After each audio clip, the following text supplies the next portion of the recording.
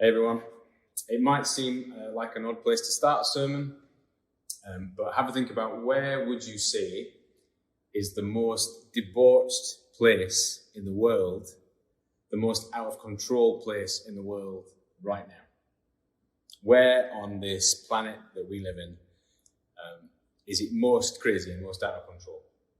Maybe don't think about that in too much detail. Let your mind wander a little bit. Keep it as clean as you can. There's been some really interesting, I would use the word fruity, articles about the goings-on in the Olympic Village, particularly in week 2. And you might wonder why, but think about it. The most debauched place on the planet, as suggested by some of the articles that I've read.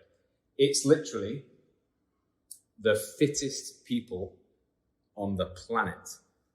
And they've had 4 years, maybe longer than 4 years, of complete and total sacrifice and focus. And where are they? They're in the most romantic city in the whole planet. The fittest people at the end of a 4-year total focus find themselves in Paris, the most beautiful city in the world, the most romantic city in the world. It's going to be a tricky place to be a Christian, I reckon. At least this week. Our subject for today is the subject, the fruit, the godly trait of self-control. And that will be a struggle for lots of the people in Paris, because it's a struggle for all of us. It's fair to say, I think, that self-control is not a characteristic, a godly trait that we pursue. It's not something that we chase after. Partly, I think, because of the discipline that's required for self-control. It costs us. It's an effort, isn't it, to be disciplined. We have to focus ourselves to be self-controlled. But also partly because, and this is, I guess, from a Christian perspective, from the way that the church perhaps has been a bit guilty of prescribing it over the years. Bit judgy, bit too controlling, maybe not helped, and it's maybe pushed us away from this idea of the benefits of self-control. Probably more than that, I would say, and it's maybe more of our focus today, is it's because there is a strong voice in our culture, a wisdom of our culture that projects and proclaims the opposite of self-control. It says that we are happiest, we are most complete, we are most empowered when we get what we want, when we want it. When we can just go after it and get it. So use all that you can, whatever means that you want to get that. That is the wisdom. That is a loud voice in our culture today. And we see it all over the place. It's how we are marketed to often. You can have whatever you want. You can have it as soon as you want, and you've got to chase after it, spend the money to get it. It's all over our screens and on our phones. It's how we are engaged with on social media, and it's becoming more and more how we behave and how we expect to be treated by the wider world. And this idea, this issue, is at the heart of our text today. Jesus is tempted to do whatever it takes, and just have a little think back at the reading that we heard earlier on. Jesus is tempted to do whatever it takes to get all that you could ever want. All that you can eat, all the food you would ever want on tap, all the acclaim, all of the power, total happiness, total completeness, if, and this is like the darker twist at the end of the text, if you just want it bad enough, if perhaps you are willing to give yourself over to it completely, do everything you can to get it. And Christian wisdom cautions us in this text and across the Bible that there is, even though it's the way that we head so much in our lives, there is a lie and a liar behind that message. Christian wisdom cautions that that way of thinking falls apart down the line. And it says to us the opposite truth.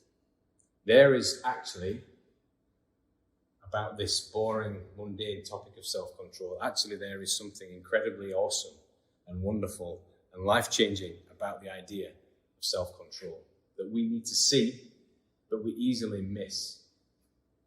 Self-control is one of those phrases that over the years has gotten lost in translation. It's got really boring negative vibes when we think about it right now. If we've ever been rebuked to have more self-control, it's nearly always been received by us in a negative sense. But originally, as the Apostle Paul uses it here in the book of Galatians, and as it's used in the Bible, and it's been used actually over the centuries, is the idea of not just not doing stuff, but actually this brilliant idea of self-mastery, self-control. So we think of words like determination, resolve, focus. It's like this idea of calmness and clarity in and amongst the chaos. Traits that we really want that make us excel like Olympians. Real mental strength, real resolve, real got your stuff together. Not doing stuff, rather got your stuff together and going to excel. Not like Olympic nerd rather, but actual Olympian. Many of the stories that we consume, that we breathe in, the movies that we watch, look on the surface level to tell us that this idea of happiness, completeness, and power come from us using everything that we have to get everything that we want. The movies kind of feel like they're about that. Use our person, our position, and our power to get the thing that we want, to have the life that we want. But more often than not, in these stories that we watch and that we consume, the pinnacle of that story comes when the main character, the focal point of the film, overcomes, masters, not everything else, but themselves. So, when we watch films like Barbie, it's not that Barbie becomes a real human and brings peace to Barbie land, but she starts to process her emotional complexity of life.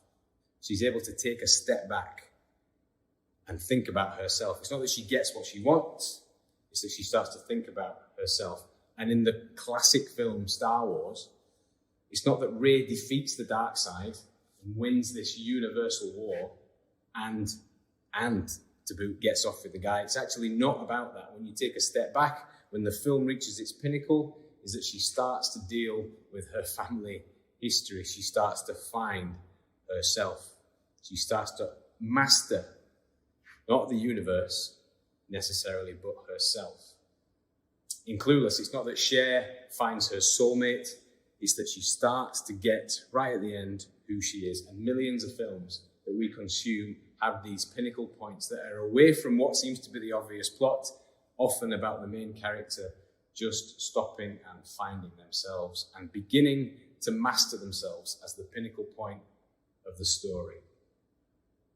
Self-mastery, self-control, this awesome thing that we so often miss. Jesus changed our world more than anyone. He parted this text about Jesus partying all the time to the point where people complained about him partying. He even appeared out of control. But his ministry life, when he served his Father, when he served God, it starts Matthew 4 and finishes Matthew 28. It's bookended by these acts of self-control that in a world that is so out of control are so compelling if we're willing to stop and look at them. They leave us in the same spot as the thief and the centurion who watched on and said, surely this act of self-control that this person performs points to something more. Surely there is something bigger out there. Surely this is of God. I've got to follow this. This is the way. So this sermon, we're just going to focus in on what we learn from Jesus, from following Jesus, about the awesome power of self-control, self-mastery. Just a couple of things. First thing I think that we see, and we see it as the story sort of takes shape, is that self-control, self-mastery is forged in adversity. We don't learn, do we, self-control, self-mastery in fair conditions when everything's going really well. We're all trying to eat well, and we can. With a good night's sleep, when things are going really well, when we're not stressed, and when we're not hungry. But that's not self-control, is it? Self-control in this area comes, we learn it, we develop it when we are stressed and we are tired and we are hungry. Then it becomes self-control. On our journey, on the road to self-control, as that fruit grows in us, there's something inevitable and necessary about adversity. Just stop for a second and notice how Jesus ends up in this wilderness trial. See how he gets there.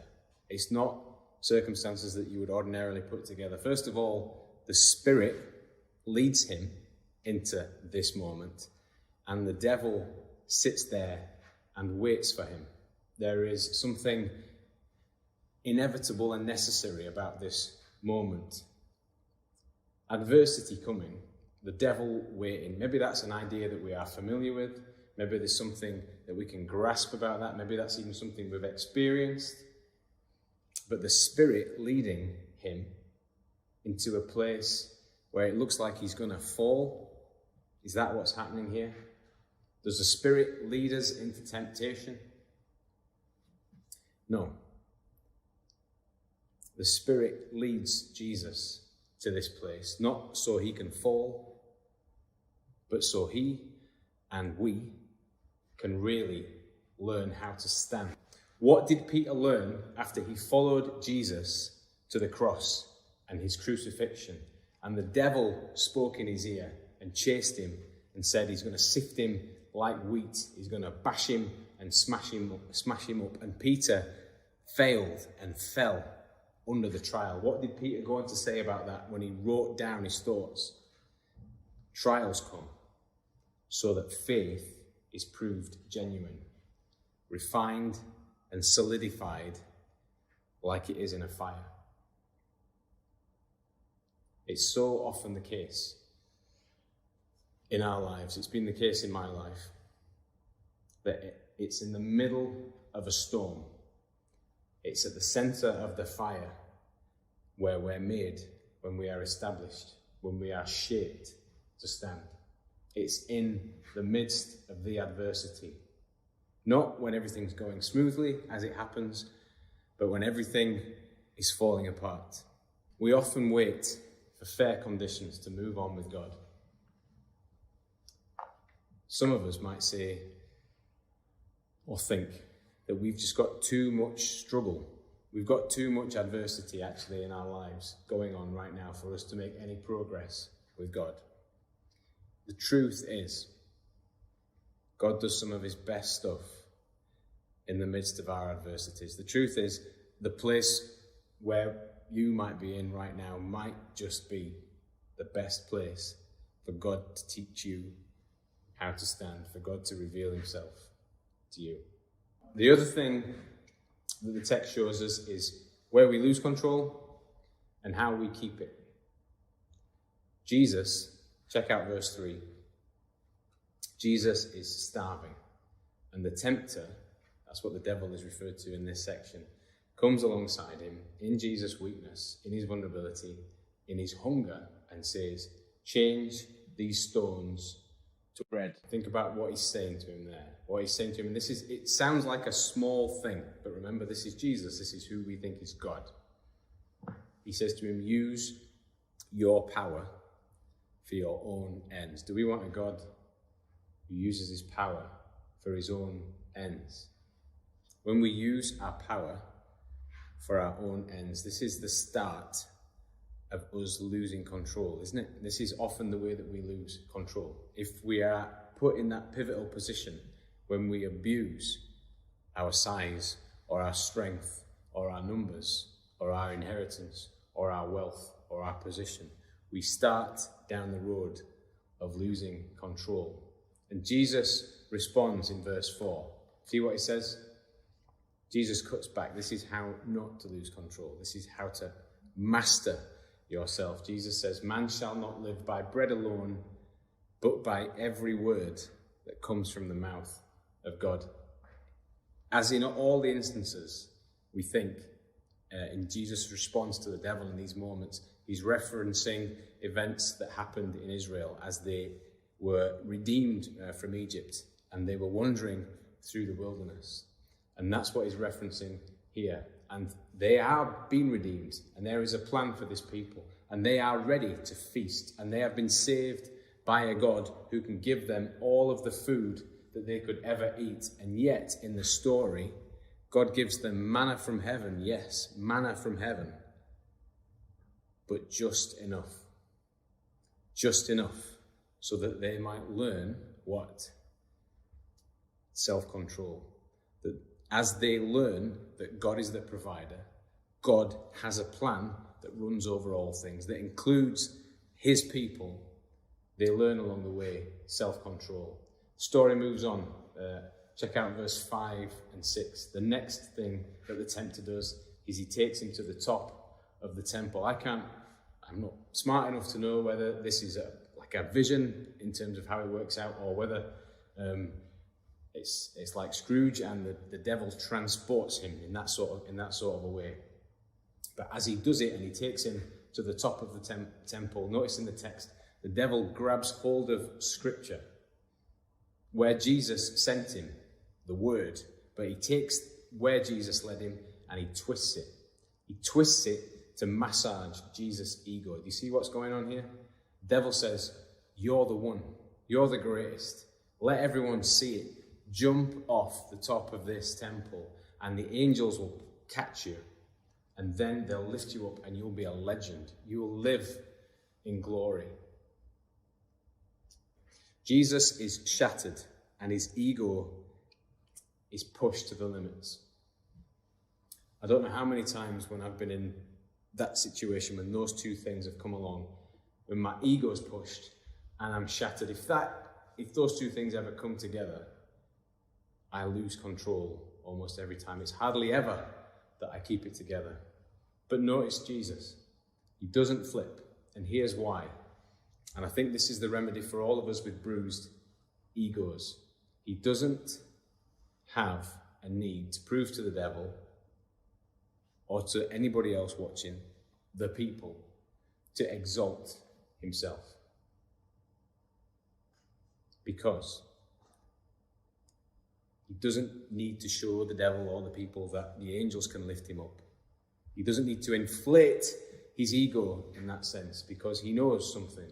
He knows a deep, rich truth, and it's our truth if we believe and we follow him. He knows that it's God alone who exalts, God alone who lifts us up.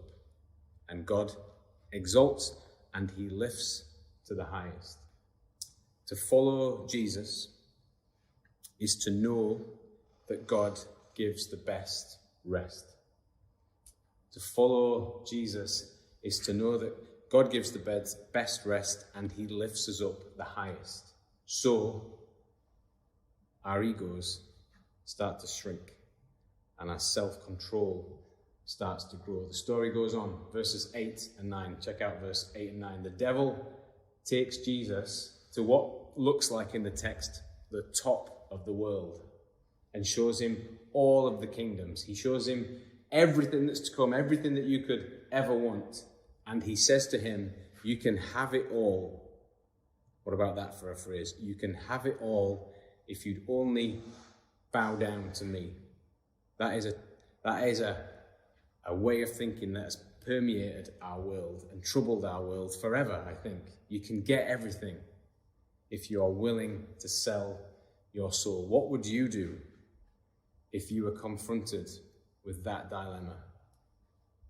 If that was put in front of you? You can have everything if you are only willing to sell your soul. It's the offer of the ages that I think the truth is, one of the bitter truths is, we actually sell out for much less. We actually fall and collapse when much less is on offer. We are often guilty of selling out for less. The devil waits. The world breaks. Temptations everywhere. Our egos are bruised. The world's a bit of a melting pot. The question is not, how do we achieve self-control? It's more like, how do we not sell out? How do we not flip out? And when Jesus is faced with all of that, he takes the devil and he takes us, in verse 10, back to the Ten Commandments, back to a bunch of people who had the concept of there being many gods and not really knowing what to do.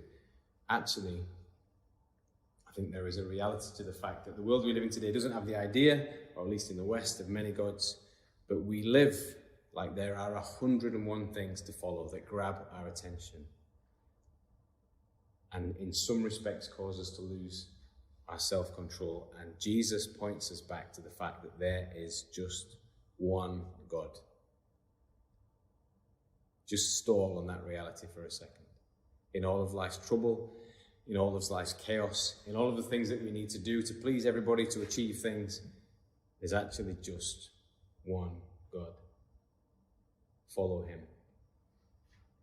Last question, how do we master ourselves? What have we learned? We trust his provision, let him lift us up, and know there is just one God. And you say to yourself, I might just gain control if I could only believe